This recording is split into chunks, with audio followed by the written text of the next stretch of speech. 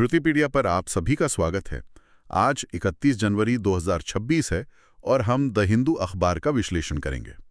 आगे बढ़ने से पहले जो भी इस चैनल पर नए हैं कृपया सब्सक्राइब करें और सभी लोग इस वीडियो को लाइक जरूर करें।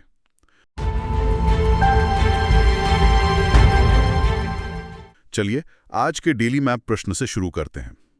आज का सवाल है जिबूती यानी जिबूती ये देश कहाँ स्थित है, इसे नक्शे पर जरूर खोजें। अपना जवाब कमेंट्स में लिखें ताकि ये आपको लंबे समय तक याद रहे। तो आज हम अंतर्राष्ट्रीय संबंधों से जुड़ी 4 बहुत ही महत्वपूर्ण खबरों पर गहराई से चर्चा करेंगे।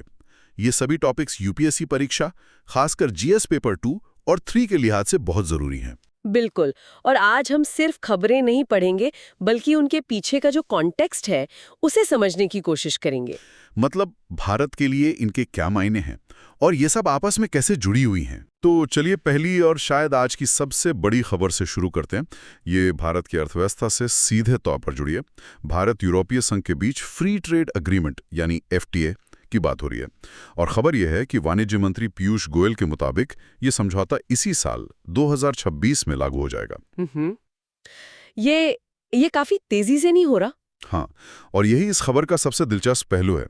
आमतौर पर ऐसे बड़े व्यापारिक समझौतों में मतलब सालों साल लग जाते हैं। यहाँ सरकार का आत्मविश्वास काफी मजबूत दिख रहा है और एक बहुत ही दिलचस्प बात यह है कि समझौते के टेक्स्ट को 24 यूरोपीय भाषाओं में तेजी से अनुवाद करने के लिए आर्टिफिशियल इंटेलिजेंस मतलब एआई का उपयोग करने पर भी विचार हो रहा है। एक मिनट, एआई का इस्तेमाल, वो भी कूटनीतिक समझौतों के लिए? ये तो वाकई एक मॉडर्न अप्रोच है। लेकिन क्या ये आत्मविश्वास सही है? मतलब हमने ईयू मर्कसुर सौदे को सालों से अटके हुए देखा है, ये वाला अलग कैसे है? देखिए, यहाँ सरकार की रणनीति में एक बदलाव दिखता है। सरकार अब सिर्फ उन देशों या ब्लॉक्स के साथ एफटीए कर रही है जिनकी अर्थव्यवस्था भारत की पूरक है, कॉम्प्लीमेंट्री इकोनॉमीज जिन्हें कहते हैं। ये आरसीईपी जैसे समझौतों से अलग है जहाँ कई देश भारत के सीधे प्रतियोगी थे, कंपेटिटर्स थे। ईयू के साथ तालमेल बेहतर है, इसीलिए सभी 27 सदस्य देशों ने इसका स्वागत किया है। अच्छा, तो अगर ये समझौता लागू हो जाता है तो इसका भारत के लिए जमीनी स्तर पर क्या मतलब होगा, खासकर उन उद्योगों के लिए जिन्हें मदद की जरूरत है?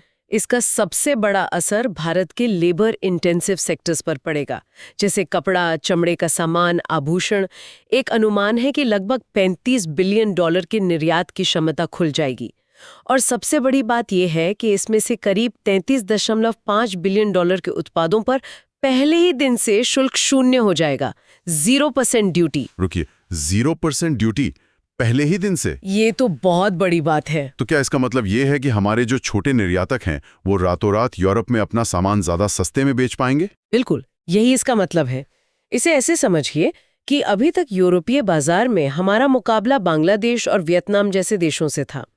बांग्लादेश को एलडीसी दर्जे का फायदा मिलता है और वियतनाम का ईयू के साथ पहले से एफटीए है।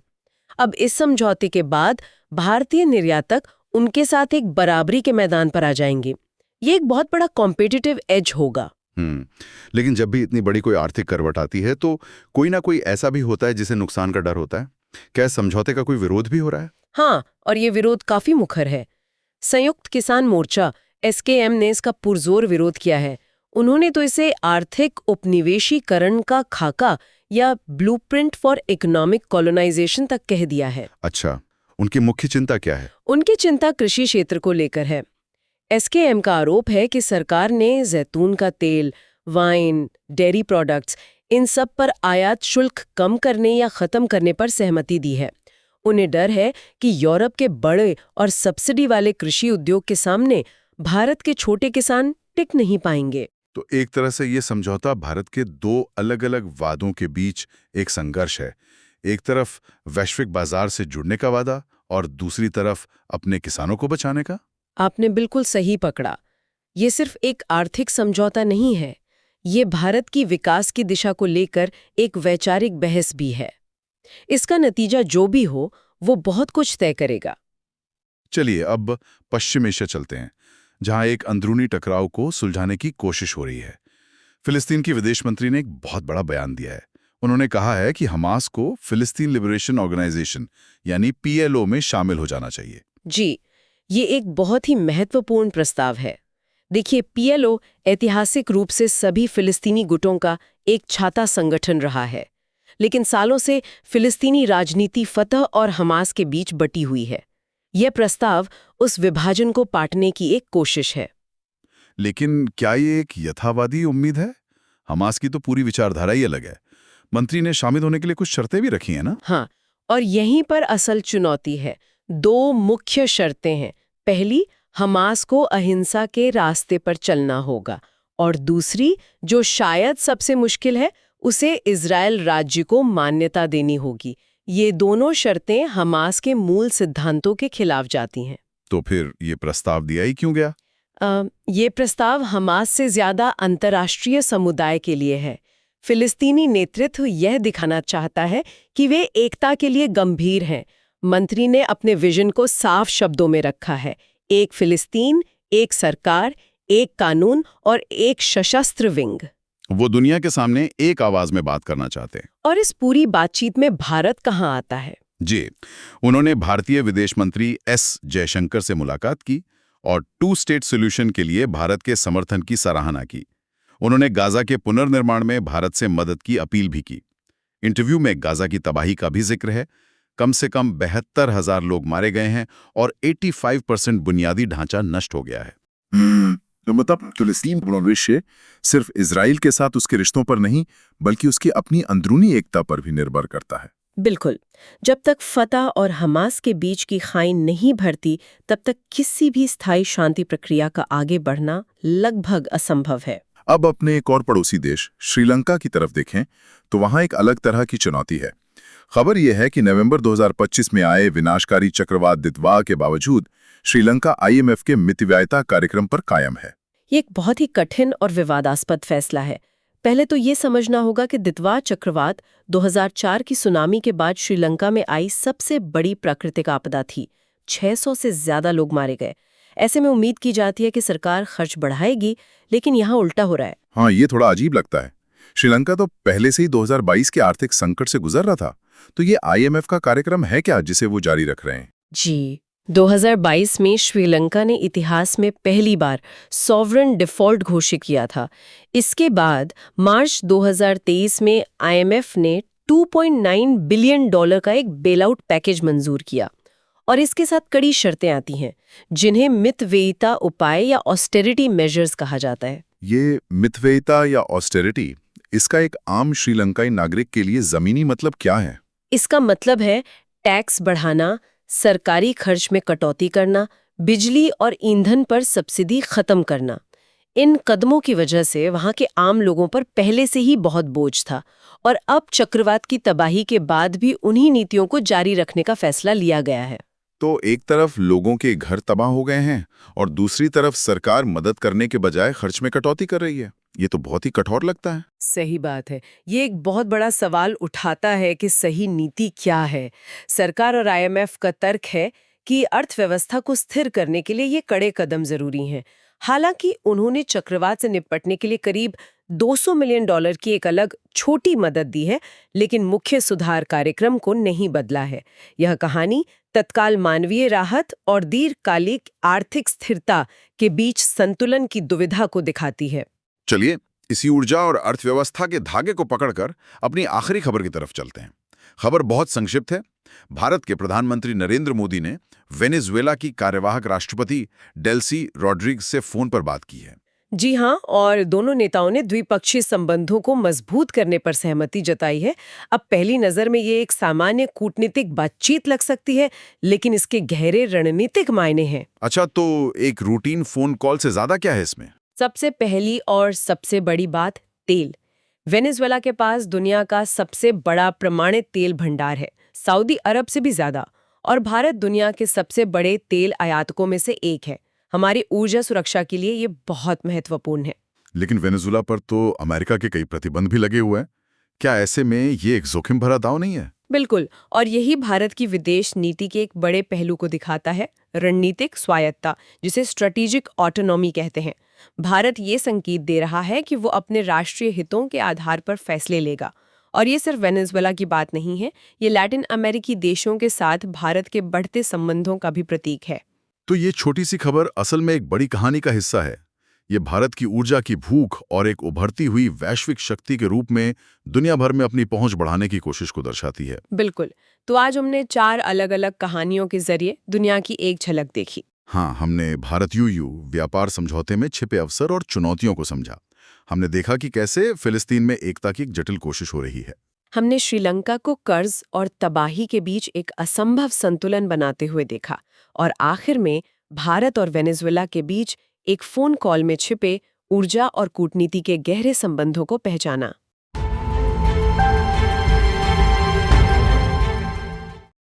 जय हिंद। द डीप डाइव में आपका स्वागत है। हमारे सामने आज इंडियन पॉलिटी एंड गवर्नेंस से जुड़े 4 बहुत ही महत्वपूर्ण विषय हैं जी।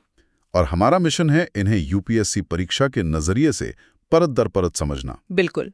तो आज हमारे सोर्सेज 4 अलग-अलग डोमेन्स को छू रहे हैं।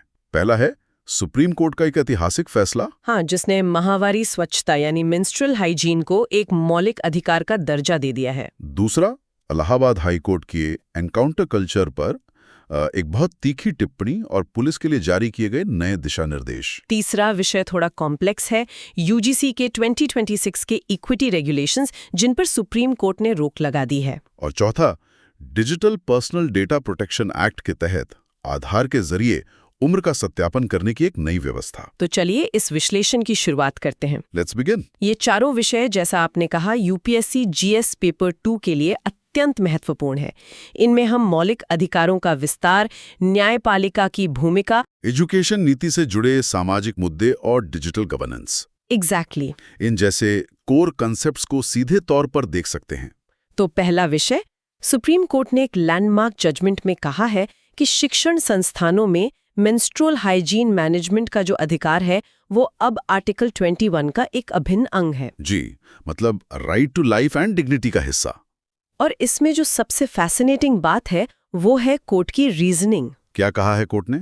जस्टिसेस जेबी पारदीवाला और आर महादेवन की बेंच ने इस बात पर जोर दिया कि dignity can not be an abstract ideal. मतलब गरिमा सिर्फ एक किताबी या हवाई विचार नहीं हो सकती। बिल्कुल, इसे उन परिस्थितियों में व्यक्त होना चाहिए जो व्यक्तियों को बिना किसी अपमान, बहिष्कार या पीड़ा के जीने में सक्षम बनाती हैं। कोर्ट का मानना है कि एमएचएम सुविधाओं की कमी छात्राओं को स्टिग्मा और ह्यूमिलिएशन का शिकार बनाती है। और इस फैसले में सिर्फ फिलॉसफी नहीं है, एक्शन पॉइंट्स भी हैं। सोर्स में जिक्र है कि कोर्ट ने सभी राज्यों और केंद्र शासित प्रदेशों को आदेश दिया है, हाँ, कि हर स्कूल में, चाहे वो सरकारी हो, निजी हो, शहरी हो या ग्रामीण, फंक्शनल और जेंडर सेग्रीगेटेड टॉयलेट्स होने चाहिए। मतलब लड़के लड़कियों के लिए अलग और चालू हालत में शौचालय। जी, और ये बहुत जरूरी था, लेकिन कोर्ट इससे भी आगे गया है। उन्होंने कहा कि स्कूलों को छात्राओं को ऑक्सो बायोडिग्रेडेबल सैनिटरी नैपकिन्स, यानी पर्यावरण में आसानी से घुल मिल जाने वाले, हाँ, वो भी मुफ्त में उपलब्ध कराने होंगे, हो सके तो टॉयलेट परिसर में ही वेंडिंग मशीनों के जरिए। कोर्ट ने मेंस्ट्रुअल पॉवर्टी को शिक्षा के अधिकार में एक सीधी बाधा के रूप में देखा है। ये कनेक्शन बहुत महत्वपूर्ण है, लेकिन एक सवाल उठता है, इसे जमीनी स्तर पर लागू करने में क्या चुनौतियां आ सकती हैं? That's the critical question. मतलब ये सुनने में तो बहुत अच्छा है, पर क्या राज्यों के पास इतना बजट और इंफ्रास्ट्रक्चर है कि वे हर स्कूल में ये सब सुनिश्चित कर सकें? देखिए, implementation is always the key. निश्चित रूप से इसमें वित्तीय और लॉजिस्टिकल चुनौतियां आएंगी। राज्यों को बजट देना होगा, सप्लाई चेन्स बनानी होगी, रखरखाव के लिए सिस्टम बनाना होगा। तो फिर इस फैसले का असल महत्व क्या है? इसका सबसे बड़ा महत्व ये है कि अब ये कानूनी अधिकार बन गया है। It transforms a policy aspiration into an enforceable right. अब नागरिक, एनजीओज और छात्राएं खुद इस फैसले को आधार बनाकर सरकारों से इन सुविधाओं की मांग कर सकती हैं। अच्छा, तो यूपीएससी के नजरिए से देखें तो ये केस, जो सोर्स के मुताबिक डॉक्टर जे.आर. ठाकुर की याचिका पर आधारित है, काफी महत्वपूर्ण हो जाता है। बिल्कुल। फर्स्टली, ये आर्टिकल 21 की डायनामिक इंटरप्रिटेशन का एक क्लासिक उदाहरण है। ये दिखाता है कि राइट टू लाइफ का दायरा कैसे बढ़ रहा है। राइट। सेकेंडली, ये आर्टिकल 21 को राइट टू प्राइवेसी और बॉडीली ऑटोनॉमी से जोड़ता है। और थर्डली, ये राइट टू एजुकेशन एक्ट के सेक्शन 19 के अनुपालन पर जोर देता है। इसमें एक और पहलू है जिस पर शायद ज्यादा ध्यान नहीं गया। अदालत ने मेन इन मेंस्ट्रुएशन यानी माहवारी के विषय में पुरुषों की भूमिका पर भी जोर दिया है। एब्सोल्युटली। पुरुष शिक्षकों और छात्रों को भी इस विषय पर संवेदनशील बनाने की बात कही गई है। दिस होलिस्टिक अप्रोच मतलब इंफ्रास्ट्रक्चर, एक्सेस, कॉस्ट, प्राइवेसी और सामाजिक रवैया सबको एड्रेस करना इस फैसले को बहुत कॉम्प्रिहेंसिव बनाता है। तो जहां पहले विषय में हमने न्यायपालिका को नागरिकों के अधिकारों का दायरा बढ़ाते हुए देखा, वहीं हमारे दूसरे विषय में हम देखेंगे कि न्यायपालिका कैसे कार्यपालिका की शक्तियों पर अंकुश भी लगाती है। बिल्कुल। And this brings us to the issue of encounter culture. हाँ, इलाहाबाद हाईकोर्ट ने उत्तर प्रदेश पुलिस को इस प्रथा पर, खासकर आरोपियों के पैरों में गोली मारने की प्रथा पर कड़ी फटकार लगाई है और इसे not permissible in the eyes of law कहा है। इसे बड़े परिप्रेक्ष्य में देखें तो ये एग्जीक्यूटिव एक्शन पर जुडिशियल रिव्यू का एक उत्कृष्ट उदाहरण है। कोर्ट ने इस प्रथा के पीछे के संभावित इरादों का भी उल्लेख किया है। जी, जैसे आउट ऑफ टर्न प्रमोशन पाना, सोशल मीडिया पर प्रसिद्धि या उच्च अधिकारियों से सराहना। ये इसे किसी एक पुलिस वाले की गलती के बजाय एक सिस्टमिक इशू के तौर पर दिखाता है। सही बात है। जस्टिस अरुण कुमार सिंह धेशवाल ने साफ कहा कि आरोपी को दंडित करने की शक्ति न्यायपालिका के पास है, पुलिस के पास नहीं। This directly upholds the principle of separation of powers. शक्तियों के पृथक्करण का सिद्धांत? जी, जो हमारे संविधान का मूल ढांचा है। पुलिस का काम जांच करना है, सजा सुनाना नहीं। लेकिन अक्सर ये तर्क दिया जाता है कि हमारा जस्टिस डिलीवरी सिस्टम बहुत धीमा है और क्राइम कंट्रोल के लिए पुलिस को ऐसे टफ मेजर्स लेने पड़ते हैं। अदालत ने इस तर्क को सिरे से खारिज कर दिया। उनका कहना है कि रूल ऑफ लॉ यानी कानून का शासन किसी भी परिस्थिति में कॉम्प्रोमाइज नहीं किया जा सकता। It's a slippery slope. तो इसको रोकने के लिए कोर्ट ने क्या किया? टू काउंटर दिस और 2014 के सुप्रीम कोर्ट के PUCL vs state of Maharashtra मामले के दिशा निर्देशों को ध्यान में रखते हुए हाई कोर्ट ने यूपी पुलिस के लिए नए मैंडेटरी गाइडलाइंस जारी किए हैं। अच्छा, और ये नए दिशा निर्देश क्या हैं? इनमें कुछ बातें बहुत स्पेसिफिक हैं। पहला, इनकाउंटर में मृत्यु या चोट लगने पर तुरंत FIR दर्ज करनी होगी। दूसरा, घायल व्यक्ति को तत्काल चिकित्सा सहायता देनी होगी। और तीसरा, सबसे महत्वपूर्ण है, एक तय समय सीमा के भीतर एक मजिस्ट्रेट के सामने घायल व्यक्ति का बयान दर्ज कराना होगा। ये स्वतंत्र जांच और अकाउंटेबिलिटी के लिए बहुत जरूरी है। तो UPSC एस्पिरेंट्स के लिए ये police reforms, rule of law और ह्यूमन राइट्स से जुड़े सवालों के लिए एक बेहतरीन केस स्टडी है। प्रिसाइसली। ये GS पेपर 2 और GS पेपर 4 यानी एथिक्स दोनों के लिए रेलेवेंट है। ये केस स्टडी एग्जीक्यूटिव ओवररीच को रोकने में न्यायपालिका की सक्रिय भूमिका को उजागर करती है। ठीक है, तो कार्यपालिका पर न्यायपालिका के इस अंकुश से अब हम एक ऐसे मुद्दे पर चलते हैं जहां एक स्टैट्यूटरी बॉडी UGC और न्यायपालिका के बीच एक टकराव देखने को मिल रहा है। हाँ, supreme court's decision to stay the UGC's 2026 equity regulations. ये एक बहुत ही जटिल और संवेदनशील विषय है। बिल्कुल। सुप्रीम कोर्ट ने इन नियमों पर यह कहते हुए रोक लगा दी है कि वे टू स्वीपिंग है और ये एक बड़ा सवाल खड़ा करता है कि इक्विटी को बढ़ावा देने और फेयरनेस के बीच संतुलन कैसे बनाया जाए। पहले समझते हैं कि इन नियमों की जरूरत क्यों पड़ी। सोर्सेज बताते हैं कि ये नियम रोहित वेमुला और पायल तडवी जैसे दुखद मामलों के बाद लाए गए थे। Yes, the intent was to address caste-based discrimination on campuses, परिसरों को और ज्यादा इंक्लूसिव बनाने के लिए, लेकिन विवाद शुरू हुआ इसके प्रावधानों को लेकर। अच्छा, क्या थे वो प्रावधान? जो प्रदर्शनकारी छात्र थे, उनका सबसे बड़ा ऐतराज कास्ट बेस्ड डिस्क्रिमिनेशन की परिभाषा पर था। और वो परिभाषा क्या थी?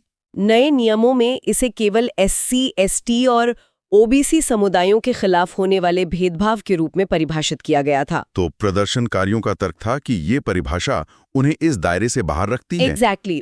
उनका सवाल था कि अगर उनके साथ जाति को लेकर कोई भेदभाव होता है तो वे कहाँ जाएंगे। सोर्स में कुछ उदाहरण भी दिए गए हैं, जैसे JNU में कुछ नारे लगना या EWS कोटे का मजाक उड़ाना। और कोई ऐतराज था? हाँ, उनका दूसरा बड़ा ऐतराज झूठी शिकायतों के खिलाफ कार्रवाई के प्रावधानों को अंतिम मसौदे से हटाने पर था। उन्हें डर था कि इन नियमों का दुरुपयोग हो सकता है। So this was their side of the story. ठीक है, so that's one side, but what was the argument for these regulations? 2012 के नियमों में ऐसी क्या कमी थी? यह इस मुद्दे का दूसरा पहलू है। 2012 के नियमों में अकाउंटेबिलिटी मैकेनिज्म्स यानी जवाबदेही तय करने के मजबूत उपाय नहीं थे। दूसरी ओर 2026 के नियमों में संस्थानों के लिए कड़ी जवाबदेही थी। जैसे नियमों का पालन न करने पर उनकी मान्यता रद्द की जा सकती थी। द 2026 रेगुलेशंस हैड टीथ, जो 2012 के नियमों में नहीं थे। तो ये विवाद असल में दो संवैधानिक सिद्धांतों के बीच एक टकराव को दिखाता है। Exactly. This is a clash. एक तरफ है सब्सटेंटिव इक्वालिटी का सिद्धांत। ये कहता है कि ऐतिहासिक रूप से वंचित समूहों को बराबरी पर लाने के लिए राज्यों को अफर्मेटिव एक्शन लेने चाहिए। और 2026 के नियम इसी पर आधारित थे। जी। और दूसरा है फॉर्मल इक्वालिटी का सिद्धांत। इसके अनुसार कानून की नजर में हर व्यक्ति बराबर है और किसी के साथ भी भेदभाव नहीं होना चाहिए। प्रदर्शनकारी छात्र इसी सिद्धांत की दुहाई दे रहे थे। तो सुप्रीम कोर्ट का इन नियमों पर रोक लगाना दिखाता है कि इन दोनों के बीच संतुलन बनाना कितना मुश्किल है। Without a doubt it's a classic case study on the challenges of implementing social justice policies. तो सोशल पॉलिसीज की इस जटिल दुनिया से let's shift to the world of digital governance. UIDAI ने उम्र के सत्यापन के लिए एक नया आधार आधारित ऐप लॉन्च किया है। Yes, and this is a direct and practical implementation of the digital personal data protection यानी DPDP एक्ट 2023। इसका उद्देश्य क्या है? इसका उद्देश्य है उम्र का सत्यापन एक सुरक्षित तरीके से करना, बिना जन्म की वास्तविक तारीख या कोई और पर्सनल डिटेल जाहिर किए। ये काम कैसे करेगा? इसे थोड़ा आसान भाषा में समझाएंगी। Of course. मान लीजिए आपको कोई ऑनलाइन सर्विस इस्तेमाल करनी है जो सिर्फ 18 साल से ऊपर के लोगों के लिए हो। अभी आपको शायद अपना ID कार्ड अपलोड करना पड़ता है, जिससे आपका नाम, पता सब कुछ पता चल जाता है। राइट। ये नया टूल इसे बदल देगा। ये डेटा मिनिमाइजेशन के सिद्धांत पर काम करता है। डेटा न्यूनीकरण का सिद्धांत। बिल्कुल। मतलब किसी काम के लिए सिर्फ उतना ही डेटा लेना जितना निहायत ही जरूरी हो। प्रिसाइसली। इस नई व्यवस्था में वो ऑनलाइन प्लेटफॉर्म UIDAI को सिर्फ एक सवाल भेजेगा, is this Aadhaar holder above 18? और UIDAI का सिस्टम आपकी डेट ऑफ बर्थ देखे बिना सिर्फ एक यस या नो में जवाब देगा। अच्छा, तो आपकी एक्चुअल डेट ऑफ बर्थ उस प्लेटफॉर्म के साथ कभी शेयर ही नहीं होगी? Never. This is a significant step for privacy. इसके UPSC के लिए क्या निहितार्थ हैं? It is a perfect real-world example of the data minimization principle, जो DPDP Act का एक core tenet है। Aspirants इसे digital governance, right to privacy और child online safety पर उत्तरों में साइट कर सकते हैं। तो आज की हमारी चर्चा से ये स्पष्ट है कि हमारी न्यायपालिका कैसे मौलिक अधिकारों का दायरा बढ़ा रही है, कार्यपालिका की जवाबदेही तय कर रही है, और कैसे जटिल सामाजिक नीतियां कानूनी और सामाजिक जांच के दायरे में आती हैं। बिल्कुल। आज हम इंडिया के इकोनॉमिक और एनवायरमेंटल लैंडस्केप से जुड़े कुछ ऐसे मुद्दों की गहराई में उतरने वाले हैं जिनके आपस में बड़े इंटरेस्टिंग कनेक्शंस हैं। हाँ, और हमारा मकसद सिर्फ ये जानना नहीं है कि खबर क्या है, बिल्कुल, बल्कि ये समझना है कि UPSC प्रीलिम्स और मेंस, खासकर GS पेपर 3 के नजरिए से इनके सो व्हाट को कैसे समझें। एग्जैक्टली। तो आज के मेन्यू पर 4 बड़े टॉपिक्स हैं। पहला, इकोनॉमिक सर्वे 2025-26, जो मीडियम टर्म में 7% ग्रोथ का एक एम्बिशियस टारगेट रख रहा है। काफी एम्बिशियस। दूसरा, भारत का ग्रीन स्टील को लेकर एक बड़ा कदम। ये हमारे क्लाइमेट गोल्स और इंडस्ट्रियल ग्रोथ के बीच संतुलन साधने की एक कोशिश है। एक बहुत जरूरी कोशिश। तीसरा, फॉरेन पोर्टफोलियो इन्वेस्टर्स यानी FPIs का भारतीय बाजार से पैसा निकालना। ये 5 महीने के उच्चतम स्तर पर है और ग्लोबल इकोनॉमिक विंस का रुख बता रहा है। हाँ, ये एक वरीइंग ट्रेंड है। 10% मीडियम टर्म ग्रोथ, ये एक बहुत ही ऑप्टिमिस्टिक नंबर लगता है, खासकर जब पूरी दुनिया में इकोनॉमिक स्लोडाउन की बातें हो रही हैं। हाँ, ऑप्टिमिस्टिक तो है। तो चीफ इकोनॉमिक एडवाइजर V अनंता नागेश्वरन का ये सर्वे एक एस्पिरेंट के लिए सिर्फ डेटा पॉइंट है या इसके पीछे कोई बड़ी सोच छिपी है?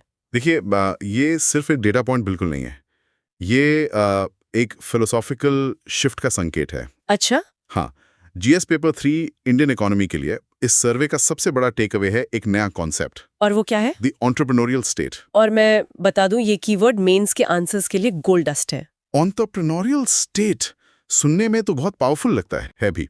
इसका मतलब है एक ऐसी सरकार जो सिर्फ एक पैसिव रेगुलेटर नहीं है, बल्कि ग्रोथ ड्राइव करने के लिए रिस्क लेने, तेजी से एक्सपेरिमेंट करने और एक पार्टनर की तरह काम करने को तैयार है। वाह, मतलब सरकार अब एक स्टार्टअप की तरह सोचेगी, तेजी से फैसले, जोखिम लेने की हिम्मत, ये तो शासन के पूरे तरीके को बदल सकता है। बिल्कुल। लेकिन एक सवाल उठता है, क्या ये एंटरप्रेन्योरियल स्टेट का विचार सरकार की कल्याणकारी भूमिका, गवर्नमेंट्स वेलफेयर रोल को कमजोर नहीं करता? मतलब क्या ये निजीकरण की तरफ एक और कदम है, बस एक नए नाम के साथ? ये एक बहुत वैलिड कंसर्न है। सर्वे सीधे तौर पर तो इसे एड्रेस नहीं करता, लेकिन सीएई के इंटरव्यू से संकेत मिलता है कि बैलेंस बनाना ही की है। कैसा बैलेंस? उनका कहना है कि पॉपुलिज्म जैसे अनकंडीशनल कैश ट्रांसफर्स और ग्रोथ की जरूरतों के बीच एक ट्रेड ऑफ है। एंटरप्रेन्योरियल स्टेट का मतलब वेलफेयर को खत्म करना नहीं, बल्कि ग्रोथ का पाए इतना बड़ा करना है कि वेलफेयर के लिए ज्यादा रिसोर्सेज हों। समझ गई, ग्रोथ वर्सेस इक्विटी, ये तो मेंस का एक क्लासिक टॉपिक है। एग्जैक्टली। ठीक है, तो ये एंटरप्रेन्योरियल स्टेट ग्लोबल इकोनॉमी को किस नजर से देख रहा है? Is it optimistic? बिल्कुल नहीं। ग्लोबल आउटलुक को लेकर सर्वे काफी सतर्क है, बल्कि मैं तो कहूंगा पेसिमिस्टिक है। पेसिमिस्टिक? हाँ, ये 10% से 20% की प्रोबेबिलिटी देता है कि 2026 में दुनिया 2008 से भी बड़े आर्थिक संकट का सामना कर सकती है। Wow, that's serious. और भारत के लिए भी स्पेसिफिक चैलेंजेस गिनाए गए हैं। सबसे पहला है गिरता रुपया, द फॉलिंग रूपी। सर्वे साफ कहता है कि ये हमारे इकोनॉमिक फंडामेंटल्स की वजह से नहीं हो रहा। तो फिर क्यों हो रहा है, ये समझना बहुत जरूरी है, क्योंकि रूपी डिप्रिसिएशन का असर तो इंपोर्ट बिल से लेकर इन्फ्लेशन तक हर चीज पर पड़ता है। एग्जैक्टली। इसकी बड़ी वजह है कैपिटल का ग्लोबल फ्लो। पैसा दो जगहों पर जा रहा है, एक तो एआई इंडस्ट्रीज वाले देशों में जहां हाई रिटर्न्स की उम्मीद है, राइट। और दूसरा यूएस ट्रेजरी बॉन्ड्स जैसे सेफ हेवन एसेट्स में। इस ग्लोबल चर्न में भारत जैसी इमर्जिंग इकोनॉमीज से पैसा बाहर जा रहा है, जिससे हमारी करेंसी पर प्रेशर पड़ रहा है। ये तो एक क्रूशियल लिंक है, यानी सिलिकॉन वैली में चल रहा एआई बूम हमारे देश में महंगाई को प्रभावित कर सकता है। What a connection! सर्वे और क्या कहता है? एक और बहुत ही ईमानदार और क्रिटिकल पॉइंट है ग्लोबल सप्लाई चेन्स में भारत की स्थिति को लेकर। अच्छा। सर्वे ये मानने से नहीं हिचकिचाता कि भारत अभी किसी भी बड़ी मर्चेंडाइज सप्लाई चेन के लिए स्ट्रेटेजिकली वाइटल नहीं है। स्ट्रेटेजिकली वाइटल नहीं है मतलब अगर भारत सप्लाई चेन से हट जाए तो दुनिया को बहुत ज्यादा फर्क नहीं पड़ेगा। That's a very candid admission. हाँ, ये एक हार्श रियलिटी चेक है। तो इसका समाधान क्या है? What's the road map? Road map 2 steps का है। पहला, स्ट्रेटेजिक रेजिलियंस हासिल करना, यानी अपनी सप्लाई चेन्स को मजबूत बनाना। हाँ, ताकि नबल शॉक्स को झेल सकें। और दूसरा, स्ट्रेटेजिक इंडिस्पेंसिबिलिटी की तरफ बढ़ना, मतलब सप्लाई चेन का वो हिस्सा बन जाना जिसके बिना दुनिया का काम ही न चल सके। जैसे ताइवान सेमीकंडक्टर्स के मामले में है। बिल्कुल। और ये फ्रेजेस स्ट्रेटेजिक रेजिलियंस और स्ट्रेटेजिक इंडिस्पेंसिबिलिटी मेंस आंसर्स में बहुत इंपैक्ट डालते हैं। ये तो बात हुई ग्लोबल चैलेंजेस की। डोमेस्टिक फ्रंट पर क्या सर्वे कोई चेतावनी देता है? हाँ बिल्कुल, सर्वे राज्यों को फिस्कल पॉपुलिज्म के खिलाफ आगाह करता है। यानी मुफ्त की योजनाएं या फ्रीबीज। सही। ये एक बहुत इंटरेस्टिंग डेटा पॉइंट देता है, जहां केंद्र ने पिछले 5 सालों में अपना फिस्कल डेफिसिट रेशियो आधा कर लिया है, वहीं कई राज्य रेवेन्यू डेफिसिट में चले गए हैं। ओह, तो ये केंद्र राज्य के बीच फिस्कल डिसिप्लिन को लेकर बढ़ते डाइवर्जेंस को दिखाता है। ये जीएस पेपर 3 का एक इम्पॉर्टेंट टॉपिक है। प्रिसाइसली। तो कुल मिला के सर्वे एक एम्बिशियस भारत की तस्वीर पेश करता है जो एंटरप्रेन्योरियल बनना चाहता है, लेकिन वो वैश्विक अनिश्चितताओं और घरेलू चुनौतियों से पूरी तरह वाकिफ भी है। ठीक है, तो चलिए अब इसी डिस्कशन को आगे बढ़ाते हैं। एक तरफ एम्बिशन है 7% ग्रोथ की, जिसके लिए इंडस्ट्री, खासकर स्टील सेक्टर का एक्सपैंड होना जरूरी है। लेकिन दूसरी तरफ एम्बिशन है हमारे क्लाइमेट गोल्स को पूरा करने की। ये दोनों एक साथ कैसे चलेंगे? And this brings us to our second topic, green steel. ये एकदम परफेक्ट ट्रांजिशन है। ग्रीन स्टील का मुद्दा इकोनॉमी और एनवायरनमेंट के इंटरसेक्शन पर खड़ा है और जीएस पेपर 3 के लिए टेक्स्ट बुक मटीरियल है। इसका कंटेक्स्ट है COP13, जहां भारत को अपने नेशनली डिटरमाइंड कंट्रीब्यूशंस यानी NDCs को और एम्बिशियस बनाना है। और स्टील सेक्टर, जो भारत के कुल कार्बन एमिशंस का लगभग 12% हिस्सा है, उसको डीकार्बोनाइज किए बिना ये पॉसिबल नहीं है। 12%, that is a huge number. और चुनौती ये है कि हमारी डेवलपमेंट नीड्स के लिए स्टील प्रोडक्शन को 125 मिलियन टन से बढ़ाकर 400 मिलियन टन तक ले जाना है। सही। मतलब प्रोडक्शन को 3 गुना से भी ज्यादा करना है और साथ ही एमिशंस भी घटाने। ये तो ऑलमोस्ट इम्पॉसिबल लगता है। ये मुश्किल जरूर है पर इम्पॉसिबल नहीं। और देखिए, हमारे पास चॉइस भी नहीं है, क्योंकि अब ग्लोबल प्रेशर भी बहुत है। आप यूरोपियन यूनियन के कार्बन बॉर्डर एडजस्टमेंट मैकेनिज्म की बात करें, CBAM। Exactly, CBM। ये एक गेम चेंजर है। हाँ, ये CBM, ये टर्म आजकल खूब सुनने में आ रहा है। जरा आसान शब्दों में समझाएंगे कि ये है क्या असल में? जरूर। सरल शब्दों में CBM का मतलब है कि अगर भारत जैसे देश हाई कार्बन मेथड से बना स्टील EU को एक्सपोर्ट करते हैं तो EU बॉर्डर पर उन्हें एक टैक्स देना होगा। एक टैक्स? हाँ, इससे हमारा स्टील यूरोप के बाजार में महंगा और अनकम्पिटिटिव हो जाएगा। So this is not just about being good to the planet, it's about economic survival in global trade. तो ये तो एक तरह की ट्रेड बैरियर हुई, एनवायरनमेंट के नाम पर। इंडिया इसका जवाब कैसे दे रहा है? Are we taking concrete steps? हाँ, भारत इस पर काफी प्रोएक्टिव है। कॉर्पोरेट लेवल पर टाटा स्टील, JSW, JSPL जैसी कंपनियां ग्रीन हाइड्रोजन पर काम कर रही हैं। ठीक है। लेकिन ज्यादा इंपॉर्टेंट है सरकारी नीतियां। सरकार ने ग्रीनिंग स्टील रोडमैप जारी किया है, national green hydrogen mission launch किया है और सबसे अहम, क्या? दिसंबर 2024 में ग्रीन स्टील टैक्सोनॉमी को फॉर्मलाइज किया है। और ऐसा करने वाला भारत दुनिया का पहला देश बन गया है। First country to do so. That's a significant step. लेकिन रोड मैप और टैक्सोनॉमी बना देना एक बात है, जमीन पर ग्रीन स्टील बनाना दूसरी। What are the real road blocks, barriers क्या है?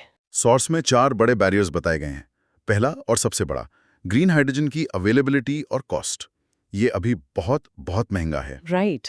दूसरा, इस इंडस्ट्री के लिए डेडिकेटेड रिन्यूएबल एनर्जी की कमी। ग्रीन स्टील बनाने के लिए round the clock green energy चाहिए। जो हमारे पास अभी नहीं है। नहीं। तीसरा, नेचुरल गैस, जो एक अच्छा ट्रांजिशन फ्यूल हो सकता है, उसकी सप्लाई और कीमत एक मुद्दा है। और चौथा, फाइनेंस, पैसा। हाँ, ग्रीन स्टील प्रोजेक्ट्स में भारी इन्वेस्टमेंट लगता है और इसके लिए low cost long maturity debt यानी सस्ते और लंबे समय के लिए कर्ज मिलना मुश्किल है। तो अगर मेंस में सवाल आता है what are the challenges and policy measures required for decarbonising India steel industry, तो एक एस्पिरेंट के पास CBAM से लेकर नेशनल ग्रीन हाइड्रोजन मिशन और इन 4 बैरियर्स तक बताने के लिए बहुत सॉलिड पॉइंट्स हैं। एब्सोल्युटली।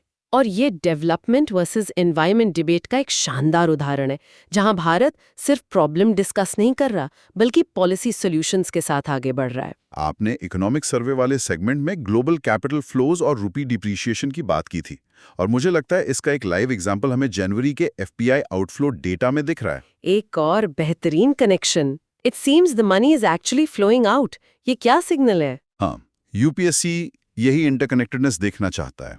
जनवरी में फॉरेन पोर्टफोलियो इन्वेस्टर्स यानी FPIs ने भारतीय बाजार से लगभग 36,000 करोड़ रुपए निकाले। 36,000 करोड़। हाँ, that's a big number for a single month. बिल्कुल, ये दिखाता है कि भारतीय बाजार ग्लोबल ट्रेंड्स के प्रति कितना सेंसिटिव है। ये प्रीलिम्स का एक क्लासिक टॉपिक है। लेकिन रिपोर्ट में एक बहुत इंटरेस्टिंग डिटेल है कि यही FIIs म्यूचुअल फंड रूट से खरीदारी कर रहे हैं। ये थोड़ा कंफ्यूजिंग है। एक तरफ डायरेक्ट सेलिंग, दूसरी तरफ इनडायरेक्ट बाइंग। इसका क्या मतलब है? You've hit the nail on the head. ये इंडिया को लेकर एक कॉशियस अप्रोच दिखाता है, आउटराइट पेसिमिज्म नहीं। Cautious approach. हाँ, डायरेक्ट इक्विटी से निकलना दिखाता है कि उन्हें शॉर्ट टर्म में वीक अर्निंग्स और रूपी डिप्रिसिएशन की चिंता है, लेकिन म्यूचुअल फंड्स में निवेश करना दिखाता है कि उन्हें इंडिया की लॉन्ग टर्म ग्रोथ स्टोरी पर अब भी भरोसा है। अच्छा, तो वो खुद स्टॉक पिकिंग का रिस्क नहीं लेना चाहते, वो ये काम लोकल फंड मैनेजर्स पर छोड़ रहे हैं। एग्जैक्टली। That makes sense. लेकिन इलारा कैपिटल के एनालिस्ट की एक कमेंट चिंताजनक है। वो कहते हैं कि इंडिया फोकस्ड फंड्स जो आमतौर पर लॉन्ग टर्म व्यू रखते हैं वो भी बिकवाली कर रहे हैं। That's a red flag, right? हाँ, ये एक चिंता का विषय जरूर है। ये दिखाता है कि FPI सिर्फ ग्लोबल फैक्टर्स की वजह से ही नहीं, बल्कि कुछ डोमेस्टिक कंसर्न्स जैसे कॉर्पोरेट अर्निंग्स का उम्मीद के मुताबिक ना होना, उसकी वजह से भी सतर्क हैं। तो टेक अवे ये है कि FPI फ्लोज पर ग्लोबल पुश फैक्टर्स और डोमेस्टिक पुल फैक्टर्स दोनों का असर होता है। बिल्कुल। और FPI और FDI के बीच का फंडामेंटल अंतर समझना तो प्रीलिम्स के लिए बेसिक रिक्वायरमेंट है ही। तो हमने एंटरप्रेन्योरियल स्टेट की एम्बिशन देखी। अब एक ऐसे मेगा प्रोजेक्ट की बात करते हैं जो इस एम्बिशन का प्रतीक भी है और एक बड़ा चैलेंज भी। एक तरफ सरकार बड़े और बोल्ड प्रोजेक्ट्स करना चाहती है और दूसरी तरफ है ग्रेट निकोबार प्रोजेक्ट। हाँ, जहां बोल्डनेस पर ट्रांसपेरेंसी और इकोलॉजी को लेकर गंभीर सवाल उठ रहे हैं। ये मुद्दा GS पेपर 3 एनवायरनमेंट सिक्योरिटी और GS पेपर 2 गवर्नमेंट पॉलिसीज दोनों के लिए बेहद महत्वपूर्ण है। प्रोजेक्ट है ग्रेट निकोबार में गैलाथिया बे इंटरनेशनल कंटेनर ट्रांसशिपमेंट टर्मिनल का निर्माण। ICTT, जिसे PPP मॉडर्न पर बनाया जाना है। हाँ, इसका स्ट्रेटेजिक इंपॉर्टेंस बहुत ज्यादा है। ये भारत को ईस्ट वेस्ट शिपिंग रूट पर एक बड़ा प्लेयर बना सकता है। स्ट्रेटेजिक इंपॉर्टेंस तो समझ आता है, लेकिन विवाद क्यों है? विपक्ष डिजास्ट्रस इकोलॉजिकल इम्पैक्ट्स का आरोप लगा रहा है। देखिए, विवाद कई परतों में है। पहला, इकोलॉजिकल कॉस्ट। निकोबार द्वीप समूह एक ग्लोबल बायोडाइवर्सिटी हॉटस्पॉट है। यहाँ लाखों पेड़ काटे जाने हैं, कोरल रीफ्स को ड्रेज किया जाना है। ये तो बहुत बड़ा नुकसान है। बहुत बड़ा। दूसरा, प्रोसीजरल लैप्सेस। आरोप हैं कि एनवायरमेंटल क्लियरेंसेस में नियमों का उल्लंघन हुआ है और मामले अदालतों में लंबित हैं। और तीसरा, ट्रांसपेरेंसी की कमी। और ट्रांसपेरेंसी के सवाल पर सरकार नेशनल सिक्योरिटी का हवाला दे रही है। लेकिन नेशनल सिक्योरिटी का लेबल लगाकर क्या हम difficult ecological and social questions को बाईपास कर सकते हैं? Isn't this a convenient excuse to avoid scrutiny? यही इस डिबेट का कोर इशू है। मेंस के आंसर में एक एस्पिरेंट को यही बैलेंस दिखाना होगा। एक तरफ प्रोजेक्ट की स्ट्रैटेजिक इंपॉर्टेंस है, चाइना के इन्फ्लुएंस को काउंटर करना है, इकोनॉमिक बेनिफिट्स हैं। और दूसरी तरफ immense ecological cost, indigenous tribes जैसे शोम्पिन पर असर और गवर्नेंस में ट्रांसपेरेंसी की कमी है। कीवर्ड्स जैसे sustainable development, ecological impact assessment यानी EIA और प्रिकॉशनरी प्रिंसिपल का इस्तेमाल करना यहाँ बहुत जरूरी है। तो ये एक क्लासिक केस स्टडी है जहां एंटरप्रेन्योरियल स्टेट का risk taking behaviour, environmental regulations और डेमोक्रेटिक अकाउंटेबिलिटी से टकरा रहा है। बिल्कुल, ये दिखाता है कि 21वीं सदी में डेवलपमेंट सिर्फ कंक्रीट और स्टील का नाम नहीं है। इसे इकोलॉजिकल सस्टेनेबिलिटी और पब्लिक ट्रस्ट के साथ चलना होगा। तो आज की इस चर्चा से ये साफ है कि ये सिर्फ अलग-अलग खबरें नहीं हैं, ये वो धागे हैं जो आपस में जुड़े हुए हैं। और ये धागे मिलकर भारत की आर्थिक और पर्यावरण नीति का ताना बाना बुनते हैं। For a serious aspirant, the real task is to see these connections. The ambition of a 7% growth driven by an entrepreneurial state is being tested by the reality of global capital outflows, जैसा हमने FPI data में देखा। and by the domestic challenge of making that growth sustainable, जैसा green steel के case में है, जहां अच्छे इरादे जमीनी हकीकत से टकरा रहे हैं। और इस पूरे प्रोसेस की गवर्नेंस भी टेस्ट हो रही है, जैसा हम ग्रेट निकोबार प्रोजेक्ट में देख रहे हैं। It's all connected. बिल्कुल।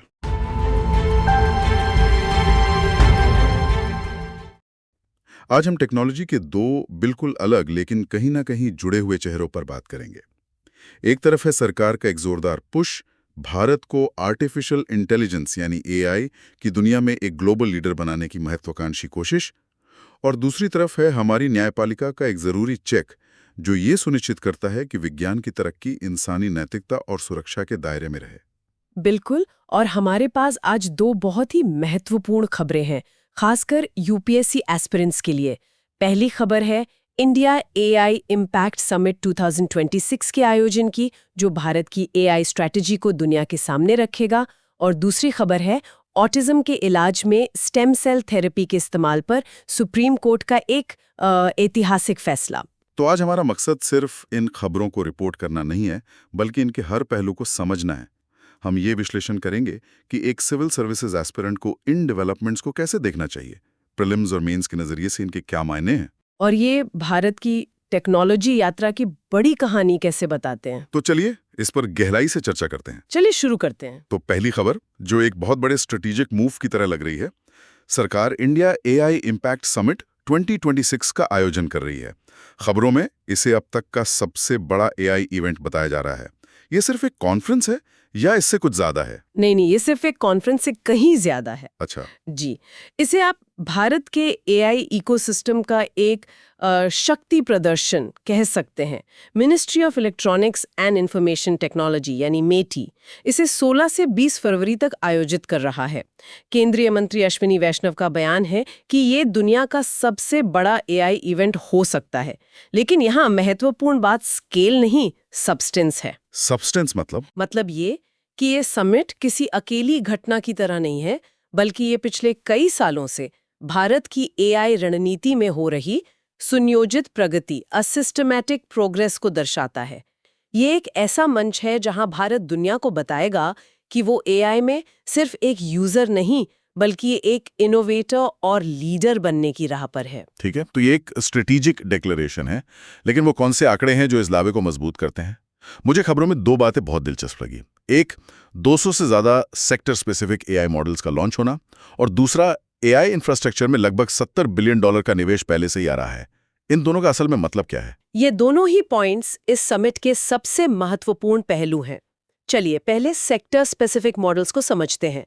इसका मतलब है ऐसे एआई टूल्स जो किसी एक सामान्य काम के लिए नहीं, बल्कि किसी खास क्षेत्र, किसी स्पेसिफिक सेक्टर की समस्याओं को हल करने के लिए बनाए गए हैं। जैसे कोई उदाहरण? सोचिए, एक कृषि एआई मॉडल जो सैटेलाइट इमेज और मौसम के डेटा का विश्लेषण करके किसानों को बताए कि फसल कब बोनी है और कौन सी खाद डालनी है, या एक स्वास्थ्य एआई जो छोटे शहरों में डॉक्टरों की मदद के लिए एक्सरे और एमआरआई स्कैन को देखकर बीमारी का शुरुआती पता लगा सके। Make sense. इसी तरह शिक्षा, वित्त या लॉजिस्टिक्स के लिए खास तौर पर तैयार किए गए एआई मॉडल्स, ये 200 मॉडल्स दिखाते हैं कि भारत अब जेनेरिक एआई चैटबॉट से आगे बढ़कर जमीनी समस्याओं को सुलझाने पर ध्यान दे रहा है। यानी ये डिजिटल इंडिया मिशन का अगला लॉजिकल स्टेप है, जहां सिर्फ कनेक्टिविटी नहीं बल्कि इंटेलिजेंट एप्लीकेशंस पर जोर है। बिल्कुल। और वो $70 बिलियन का निवेश, ये पैसा कहाँ जा रहा है? बहुत अच्छा पॉइंट है। ये $70 बिलियन का निवेश उस नींव की तरह है जिसपे ये 200 एआई मॉडल्स की इमारत खड़ी होगी। एआई को काम करने के लिए 3 चीजें चाहिए: डेटा, बहुत सारा डेटा, जबरदस्त कंप्यूटिंग पावर और कुशल लोग। यह निवेश इन्हीं चीजों में जा रहा है। बड़े बड़े डेटा सेंटर्स बनाने में, हजारों हाई परफॉर्मेंस जीपीयू चिप्स खरीदने में और एआई प्रोफेशनल्स को ट्रेन करने में। अच्छा। इसी से जुड़ा हुआ एक की टर्म है जो सरकार बार बार इस्तेमाल कर रही है: deployment led solutions. Deployment led solutions yes, इसका मतलब है कि सिर्फ लैब में रिसर्च करने पर नहीं, बल्कि उस रिसर्च को असल दुनिया में लागू करने पर, डिप्लॉय करने पर ज्यादा जोर है। एग्जैक्टली। रणनीति ये है कि हम सिर्फ एआई पर रिसर्च पेपर प्रकाशित न करें, बल्कि ऐसे एआई समाधान बनाएं जिनका इस्तेमाल हमारे किसान, डॉक्टर, शिक्षक और छोटे व्यापारी कर सकें। ये निवेश दिखाता है कि भारत की रणनीति अब सिर्फ थ्योरी नहीं, बल्कि प्रैक्टिस पर केंद्रित है। हम एआई को सिर्फ एक टेक्नोलॉजी की तरह नहीं, बल्कि एक पब्लिक यूटिलिटी, एक जन सुविधा की तरह विकसित करना चाहते हैं। ये बहुत बड़ी बात है। तो एक यूपीएससी एस्पायरेंट के नजरिए से इस पूरी खबर को कैसे डिकंस्ट्रक्ट करें? प्रीलिम्स के लिए क्या तथ्य महत्वपूर्ण है और उससे भी ज्यादा मेंस के लिए इसमें क्या गहरी बातें छिपी हैं? ये खबर यूपीएससी की तैयारी के लिए एक सोने की खान है, आप कह सकती हैं। चलिए इसे सिलेबस के हिसाब से तोड़ते हैं। सबसे पहले प्रीलिम्स के लिए यहाँ सीधे सीधे फैक्ट बेस्ड सवाल बन सकते हैं। जैसे कि पहला, इंडिया एआई इम्पैक्ट समिट 2026 का आयोजक मंत्रालय कौन है? जवाब, मीटी। दूसरा, सेक्टर स्पेसिफिक मॉडल्स या डिप्लॉयमेंट लेड सॉल्यूशंस जैसे शब्द किस हालिया सरकारी पहल से जुड़े हैं? जवाब, भारत की एआई रणनीति।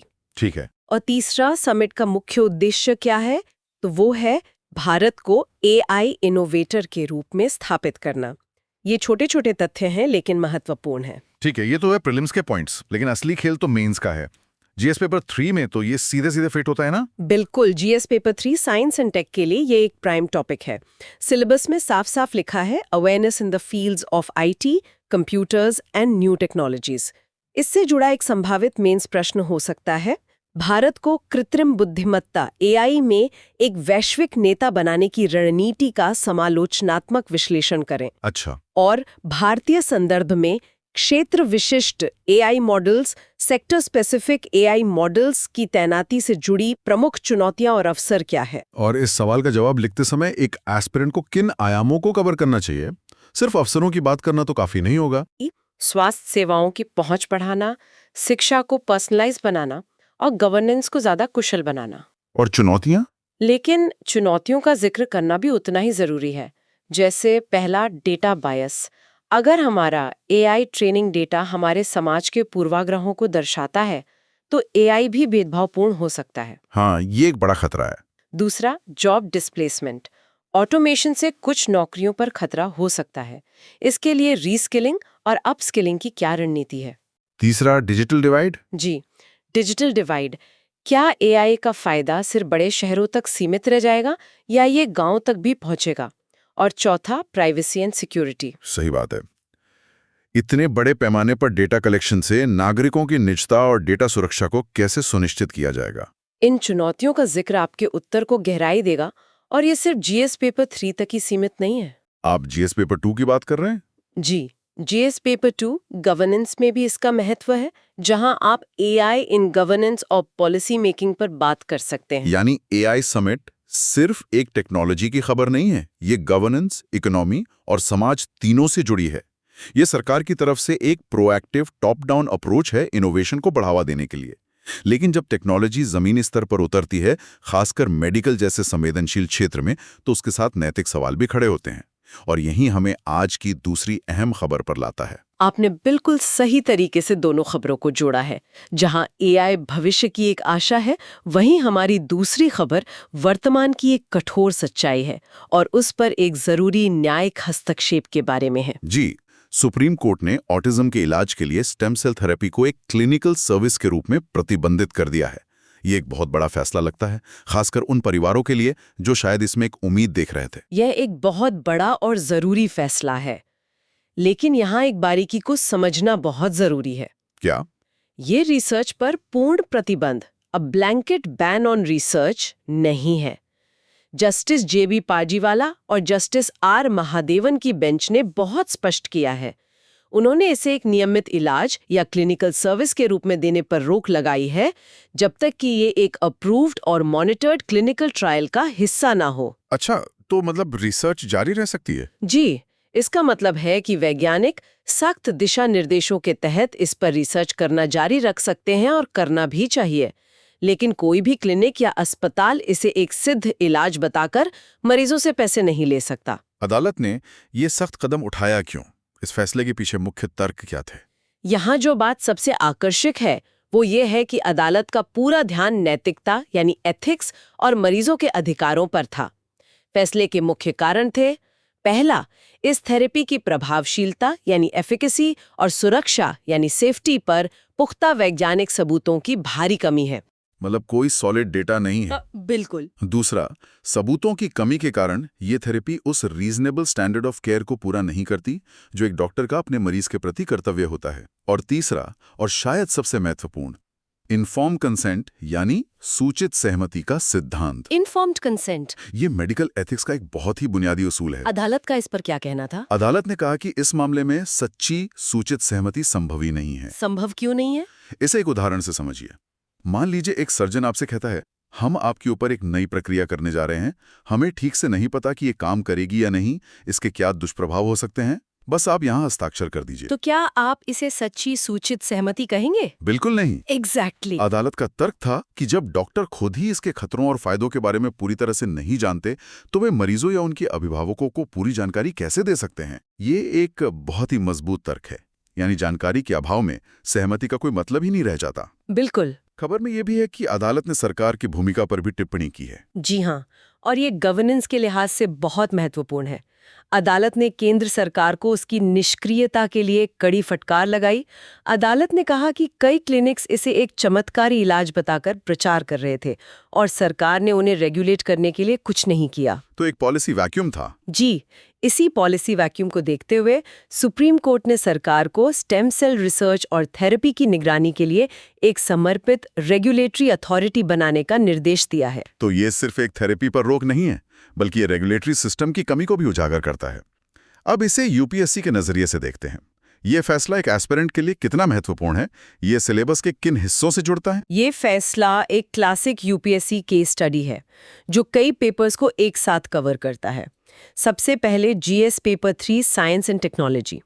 ये सीधे तौर पर बायोटेक्नोलॉजी और उभरती प्रौद्योगिकियों को रेगुलेट करने की चुनौतियों से संबंधित है कि आप इनोवेशन को बढ़ावा देने और नागरिकों की सुरक्षा सुनिश्चित करने के बीच संतुलन कैसे बनाते हैं। बिल्कुल। मुझे इसमें गवर्नेंस का एंगल भी साफ दिख रहा है, यानी जीएस पेपर 2। निश्चित रूप से जीएस पेपर 2 गवर्नेंस के लिए ये नीतिगत कमियों, पॉलिसी गैप्स को भरने में न्यायपालिका की भूमिका का एक बेहतरीन उदाहरण है। जब कार्यपालिका अपनी जिम्मेदारी निभाने में विफल रहती है, तो न्यायपालिका कैसे नागरिकों के अधिकारों की रक्षा के लिए आगे आती है। और मुझे लगता है कि सबसे मजबूत कनेक्शन तो एथिक्स के पेपर से है। बिना किसी शक के जीएस पेपर 4 यानी एथिक्स, इंटेग्रिटी एंड एप्टीट्यूड के लिए ये पूरा फैसला एक टेक्स्ट बुक एग्जाम्पल है। ये सीधे सीधे मेडिकल एथिक्स से जुड़ा है।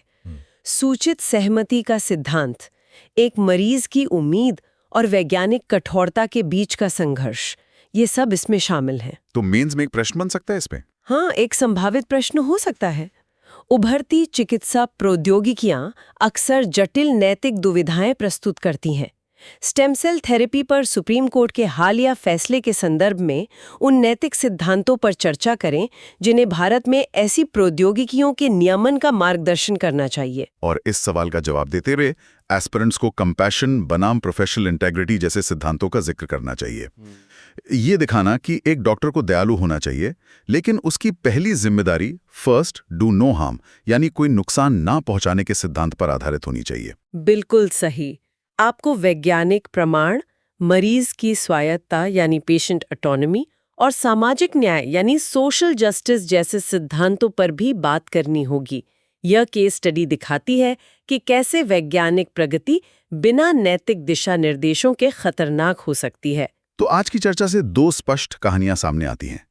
एक तरफ भारत एआई जैसी भविष्य की तकनीक में एक वैश्विक शक्ति बनने के लिए नीति संचालित प्रोएक्टिव प्रयास कर रहा है। वहीं दूसरी ओर हमारी संस्थाएं जैसे कि सुप्रीम कोर्ट यह सुनिश्चित कर रही हैं कि विज्ञान की प्रगति नैतिक और जिम्मेदार तरीके से हो। आपने इसे बहुत अच्छे से सारांशित किया है। एक तरफ इनोवेशन को लेकर उत्साह का पुश है, तो दूसरी तरफ नैतिकता और सुरक्षा का जरूरी पुल है। और ये दोनों मिलकर एक संतुलन बनाते हैं। जी, यह एक स्वस्थ लोकतंत्र में इनोवेशन और रेगुलेशन के बीच का एक आकर्षक संतुलन है। तो आज की इस पूरी चर्चा को समेटते हुए हम अपने श्रोताओं के लिए एक विचार छोड़ना चाहेंगे। मैं एक सवाल छोड़ना चाहूंगी जो इन दोनों खबरों को एक साथ जोड़ता है।